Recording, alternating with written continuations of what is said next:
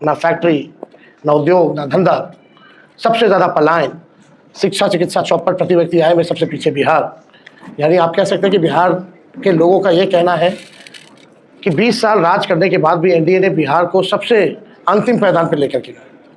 बल्कि 20 साल में डबल इंजन चाहती तो बिहार को नंबर 1 स्टेट बना सकती थी। 11 साल केंद्र में, 20 साल राज्य में।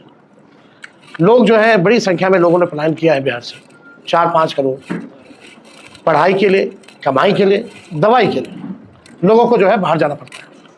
अब बिहार के लोगों को है कि आगे बढ़ना है। अब बिहार के लोगों को सुख सुविधा बिहार में चाहिए।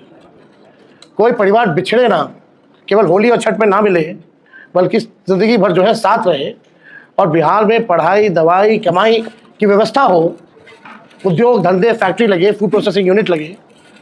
लोग अब ये चाहते हैं। इसलिए मेरा कहना है कि 171 जो हम लोगों ने रैलियां की पूरे बिहार में, एक सुर से एक आवाज़ आ रही थी कि इस बार बदलाव चाहते हैं, परिवर्तन चाहते हैं, और पहले लोगों ने इस आधार पर वोट किया। अब आपको हम बताना चाहेंगे कि बिहार के लोग जो है इस बार इतिहास रचने जा रहे हैं और इस बार नौकरी वाली सरकार लाने जा रहे हैं, कलम राज को लाने जा रहे हैं। अब बिहार केवल सुर्खियों में नहीं रहेगा, बल्कि अब बिहार सफलताओं में गिना जाएगा। बिहार जो है सबसे विकसित राज्य जो है वो बनेगा। 20 सालों में केवल सुर्खियों में रहता है, सफलताओं में कहीं आप देख लीजिए। इवन सदन में भी भाजपाओं के नेताओं से, एनडीए के नेताओं से, मुख्यमंत्री जी से, दो बेकार के जो उप मुख्यमंत्री हैं उनसे हमने पूछा कि एक काम बता दो जिसमें बिहार पूरे देश में नंबर 1 हो। किसी के पास जवाब नहीं। सदन की बात बता रहे, कई बार हमने पूछा, किसी के पास कोई जवाब नहीं था। लेकिन अब जो है 14 तारीख के बाद बिहार जो है सफलताओं में गिना जाएगा।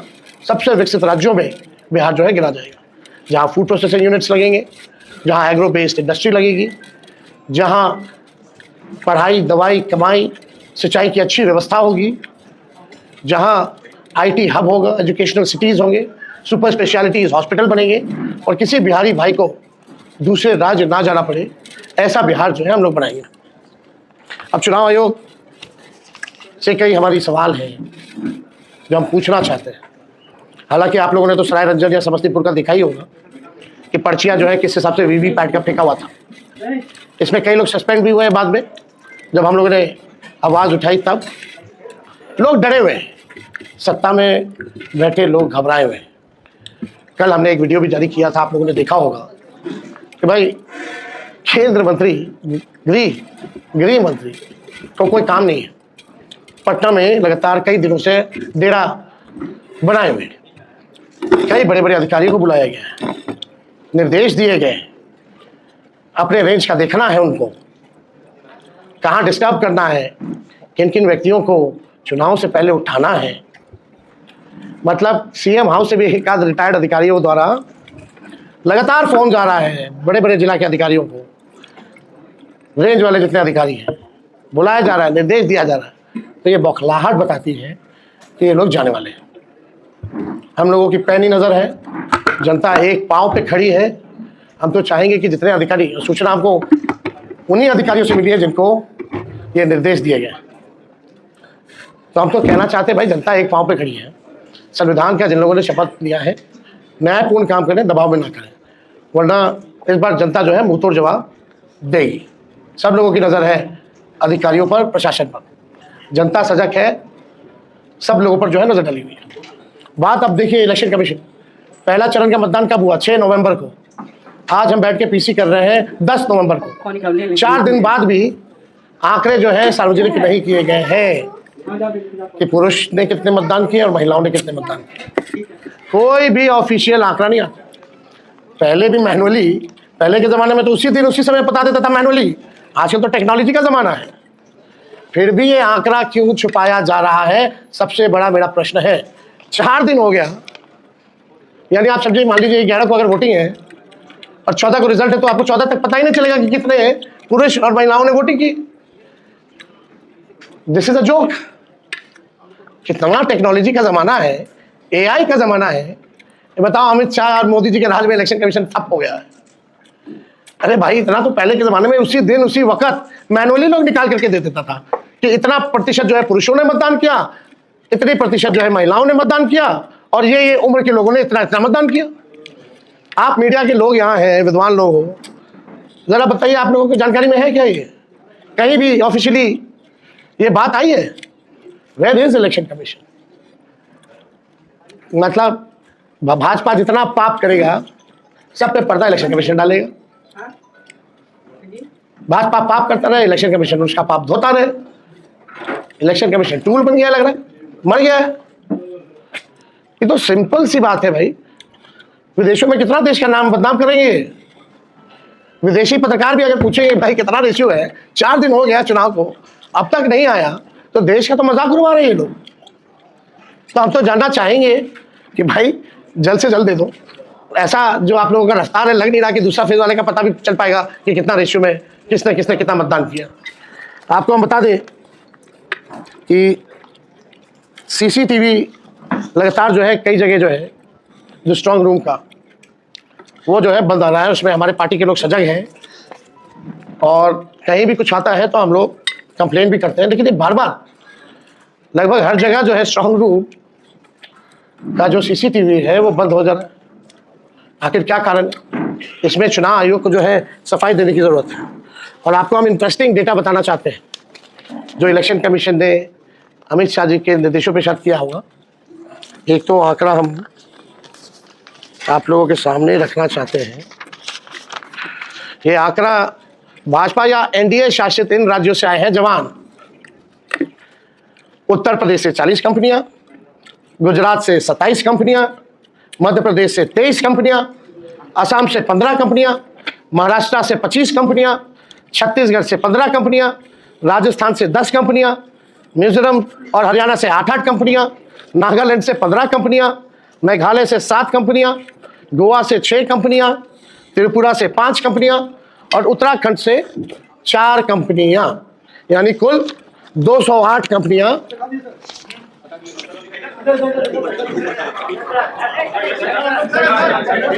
अल्लाह। चलिए देखिए, यानी 208 कंपनियां भाजपा शासित राज्यों से उनकी पुलिस आई है। पहले बिहार विधानसभा चुनाव 2025 में सुरक्षा और निगरानी की व्यवस्था के लिए ये गंभीर सवाल जो है खड़ा हुआ है। ये गंभीर सवाल खड़ा हुआ है। बंगाल, कर्नाटका, तमिलनाडु से क्यों नहीं मंगाए भाई? झारखंड बगल में है, यूपी का आ रहा है, मध्य प्रदेश का आ रहा है, झारखंड और बंगाल का क्यों नहीं आ रहा? दोनों बॉर्डर के इलाके में है। तो मेघालय और त्रिपुरा से आ रहा है, नागालैंड से आ रहा है, लेकिन झारखंड, बंगाल और आपका तमिलनाडु, कर्नाटका जैसे राज्यों से क्यों नहीं आ रहा? केरला से क्यों नहीं आ रहा? वेस्ट बंगाल वही हुआ, क्यों नहीं आ रहा? ये तो भाई बड़ा सवाल जो है खड़ा हो गया। पुलिस ऑब्जर्वर में तो असल मन है, ये जो भी 243 विधानसभा में 68% पुलिस ऑब्जर्वर बीजेपी शासित राज्यों से। आप समझ जाइए, 68% पुलिस ऑब्जर्वर जो है वो बीजेपी शासित राज्यों से हैं। पहले ये जितने भी लोग होते थे वो सीएपीएफ यानी सेंट्रल केंद्रीय अर्धसैनिक बल के जो लोग होते थे उनको लगाया जाता था ताकि निष्पक्ष जो है ऑब्जर्विंग जो है वो हो। लेकिन इस बार 68% यानी हमने आपको आंकड़ा दिया 208 कंपनियां भाजपा शासित राज्यों में से। अब ये तो देख लीजिए, अमित शाह जी आए इसीलिए ना, डेरा काहे जमाए हुए हैं गृह मंत्री। देश में थोड़ी और कोई काम है, जहाँ चुनाव है वहाँ बेईमानी वाला काम है। पूरा धन, बल, छल, कपट सब लगा रहे हैं, कोई चीज़ का कमी नहीं छोड़ रहे। लेकिन फिर भी ये अमित शाह बिहार को उपनिवेश बनाना चाहते हैं, बाहरी लोग कब्जा करना चाहते हैं, बिहारी होने नहीं देगा। इस बार करारा जवाब मिलेगा, जनता से अब मिल रहा है। ये लोग बौखलाहट में इस तरह का काम कर रहे हैं क्योंकि इनको पता है कि ये लोग जो है जाने वाले हैं। अब सवाल देखिए, मोदी शाह जी ने बिहार को जितना बदनाम किया, जो बात बिहार के बारे में बोल रहे हैं, क्या वो गुजरात के बारे में ऐसा बोल सकते हैं?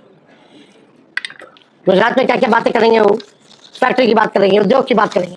और यहाँ अगर उनकी पूरी भाषा पूरा तो नेगेटिव, नकारात्मक। मतलब हम लोग भी चाह रहे थे कि भाई प्रधानमंत्री जी आ रहे हैं, इतना इतना सभा किए हैं ऑफिशियली अनऑफिशियली, कम से कम एक रोड मैप, एक विजन तो बता दो प्रधानमंत्री जी कि आप अगला 5 साल बिहार को कैसे आगे बढ़ाइएगा। 11 साल तो बढ़ा नहीं पाए प्रधानमंत्री रहते हुए, 20 साल में बिहार आगे बढ़ा नहीं। अब जो है जुमलेबाजी और तरह तरह के गाने फाने जो है गाने, कोई मतलब नहीं है। प्रधानमंत्री आजकल लगता है कि भाई पता नहीं कौन सा वेब सीरीज देख रहे हैं भाई। इतना फुर्सत का समय प्रधानमंत्री के पास, कौन सा वेब सीरीज प्रधानमंत्री देख रहे हैं, समझ में नहीं आ रहा। तेजस्वी यहाँ कलम बांटता है, नौकरी बांटा, आपको नजर नहीं आया प्रधानमंत्री जी? हाँ, प्रधानमंत्री जी ने जितना इनको सम्राट चौधरी, दिलीप जायसवाल, मंगल पांडे का भ्रष्टाचार और फर्जीवाड़ा नहीं दिखा, क्या सवाल प्रधानमंत्री जी ने लोगों से किया? नहीं करेंगे ना। सम्राट चौधरी ने क्या क्या किया है भाई, दिलीप जायसवाल जी का क्या क्या है, मंगल पांडे का क्या क्या है, अशोक चौधरी वगैरह लोग छोड़िए, कितना ऐसा लिस्ट हम लोग गिनाएंगे। कोई सवाल तो नहीं करता इन लोगों से प्रधानमंत्री जी। और आपको तो बिहार के दुर्दांत अपराधियों के साथ मंच साझा किया। क्या प्रधानमंत्री की नजर उल्लास पांडे, मनोरमा देवी, आनंद मोहन, सुनील पांडे, राजवल्लभ, अनंत सिंह साधु महात्मा लगते हैं? ये प्रधानमंत्री को बताना चाहिए क्या वो साधु महात्मा का विशेष पास बनवाकर। वाह रे वाह प्रधानमंत्री जी, कथनी और करनी में कितना अंतर है। थोड़ा सा भी तो लज्जा आना चाहिए कि बोल क्या रहे हैं, कर क्या रहे हैं। थोड़ा सा अपना पुराना भाषण ही बिहार का पढ़ लीजिए। आपको तो बिहार आने में शर्म आना चाहिए था, फिर भी आपने जो है कोई मर्यादा नहीं रखी। सृजन घोटाले वाले विपिन शर्मा को बुला के पीठ ठोक रहे भाई, जो मुख्य आरोपी है, विशेष पास बनवा करके। अनंत सिंह, उल्लास पांडे, राजवल्लभ, मनोरमा देवी, आनंद मोहन, सुनील पांडे बड़े अच्छे लोग हैं। ये लोग तो कुछ चलाते नहीं है, मिलता नहीं है ना। ये लोग तो भोलेनाथ पे दूध चढ़ाते हैं, है ना। वही है, भाजपा में जाओगे तो पाप धुल जाएगा। गंगा जी में नहाइएगा, गारंटी नहीं है कि भैया पाप धुले कि ना धुले, लेकिन आस्था हम लोगों की है गंगा जी के प्रति। लेकिन ऐसे ऐसे लोगों की आस्था गंगा जी से ज्यादा मोदी जी और अमित शाह में है। कुछ करेंगे, पाप धुलने की गारंटी जरूर है। यही हो रहा है। अब हम क्या क्या हम बोले, अब तो हमको तो बोलना भी ठीक नहीं लगता। अब बताइए, 30,000 करोड़ रुपया चुनाव में रिश्वत दी गई, 10-10 हज़ार रुपया, टोटल कितना? 30,000 करोड़। चुनाव आयोग मौन, चुनाव के दिन भी खाते में आ रहा है पैसा 10,000। ये रिश्वत नहीं है तो और क्या है भाई? फिर भी जनता है कि सिलेंडर मुफ्त में मिला कि नहीं मिला, और इन लोगों ने रिश्वत जो दी है वो तो कर्जा है। सभाएं चुनाव के दौर में हम लोगों ने किया है, जो हमको लगता है कि सबसे अधिक है। यानी कोई ऐसा जिला नहीं बचा या ब्लॉक नहीं बचा जहाँ हम नहीं गए। और हर जगह लोगों का जो मूड देखने को मिला वो बदलाव करा, बढ़ चढ़ करके, चाहे कोई जात के भाई हो, कोई वर्ग के हो, कोई धर्म के हो, सब लोगों ने पहले चरण में जो है मतदान किया।